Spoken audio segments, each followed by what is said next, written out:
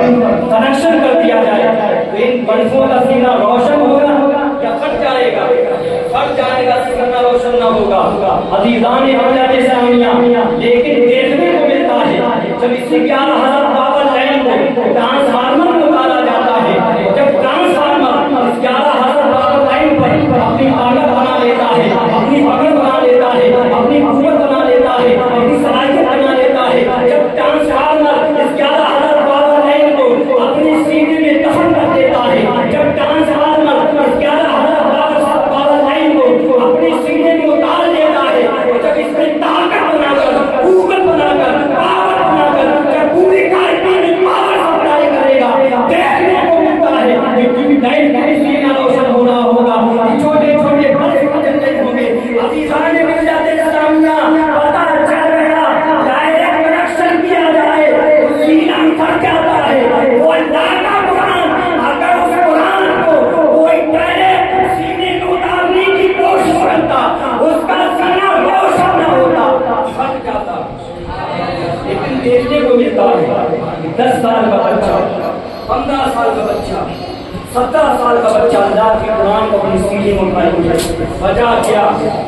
جس قرآن کو، قرآن میں اللہ فرماتا ہے جس قرآن کو پہاڑ، جس قرآن کے وزن کو پہاڑ نہ برداشت کر سکے، جس قرآن کے وزن کو زمین نہ سہن کر سکے، جس قرآن کے وزن کو آسمان نہ اٹھا سکے، مسلمانوں کے چھوٹے چھوٹے بچے قرآن کو اپنے سینے میں اٹھائے ہوئے ہیں۔ وجہ کیا ہے؟ وجہ یہ ہے کہ اللہ کی وحی قرآن کو، وہی اللہ کے قرآن کو آقا علیہ الصلوۃ والسلام نے، ہم سبوں کے نبی نے اللہ کے قرآن کو اپنے سینے میں اتارا۔ یہ میرے نبی کا سب سے بڑا معجزہ، اور یہ میرے نبی کے سینے کا صدقہ ہے کہ آج مسلمانوں کے گھروں میں 10 سال کا بچہ قرآن کو سینے میں اٹھائے ہوئے ہے، 12 سال کا بچہ قرآن کو سینے میں اٹھائے ہوئے ہے، 15 سال کا بچہ قرآن کو سینے میں اٹھائے ہوئے ہے۔ اس زمین پر کوئی حافظ قرآن ہو، کوئی حافظ قرآن ہو، یہ میرے نبی کے سینے کا صدقہ ہے۔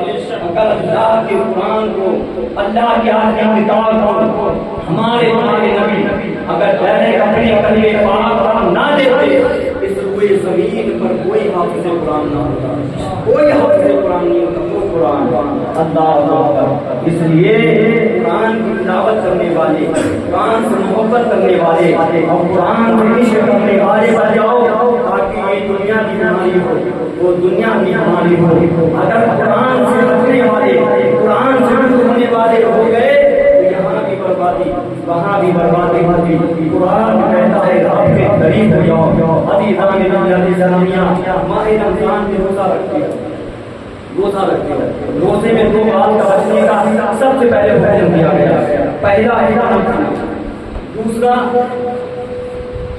جو حلال بیوی سے رشتہ قائم کرنا ہے اس سے روکا گیا۔ عزیزان ملت اسلامیہ، ذہن میں سوال ہوگا چغلی، غیبت، شراب اور تمام برائے، تو بتاؤ کیا ماہے روزے سے نہ ہو تو یہ سارے آئے جائز ہیں؟ جو چیز حرام ہے وہ حرام رہے گی، لیکن 2 باتوں سے روکا گیا جو حلال ہے، کھانا پینا حلال ہے، لیکن اللہ نے روزے سے منع کیا ہے۔ جب تم روزے سے ہو نہ کھاؤ نہ پیو۔ بیوی سے رشتہ قائم کرنا حلال ہے، لیکن روکا گیا ہے جب تم روزے سے ہو، لیکن تم بیوی سے جو حلال رشتہ ہے اللہ کی رضا کے لیے قائم نہیں کر سکتے ہو۔ جو روزے کی حالت میں جو حلال کام ہے اللہ نے اسے کرنے سے منع کر دیا ہے۔ جب ہم روزے کی حالت میں حلال چیز کو چھوڑ سکتے ہیں وہ اللہ کی رضا کے لیے، جب ہم حرام چیزوں کو نہیں چھوڑ سکتے، جب ہم روزہ رکھ کر حلال چیزوں کو اللہ کی رضا کے لیے چھوڑ سکتے ہیں کہ اللہ دیکھ رہا ہے، تو کیا ہم اللہ کی رضا کے لیے حرام چیزوں کو نہیں چھوڑ سکتے؟ خدا کے لیے ہم روزہ رکھتے ہیں، ہاتھ میں پانی ہے، لبوں تک لے کر تھوک دیا، گھر میں پورے شریر میں فروٹ بھرے ہوئے ہیں لیکن نہیں کھا رہے، عقیدہ کیا ہے؟ اللہ دیکھ رہا ہے، اللہ دیکھ رہا ہے، اللہ دیکھ رہا ہے۔ جب رمضان میں ہمارا یہ عقیدہ ہے اللہ دیکھ رہا ہے، جب ہم دعا دیتے ہیں، جب ہم شراب پیتے ہیں، جب ہم گناہ کرتے ہیں، جب ہم نمازوں کو چھوڑتے ہیں، کیا وہ دیکھتا ہے تو اللہ کے خدا جب رمضان میں ہم حلال چھوڑ سکتے ہیں تو اللہ کی رضا کے لیے ہم حلال بھی چھوڑ سکتے ہیں. اللہ نے قرآن سے فرمایا الناس لوگوں کی ہدایت کے لیے. اگر ہدایت ہے موت کی تکلیفوں سے بچنا چاہتے ہو, عذاب قبر سے بچنا چاہتے ہو اور اللہ کے رسول کی بارگاہ میں کامیاب ہونا چاہتے ہو, تمہیں قرآن سے محبت کرنے والا, قرآن کے مطابق زندگی بنانے والا بننا پڑے گا. یہ دنیاوی جوانی ہوگی, وہ دنیاوی جوانی ہوگی. اللہ رب العزت اس چھوٹی سی تقریب میں سب سے پہلے ہمیں عمل کی توفیق عطا فرمائے, اس کے بعد سارے مسلمانوں کو وما علینا الا البلاغ. استغفر اللہ ربی من کل ذنب واجب علیہ.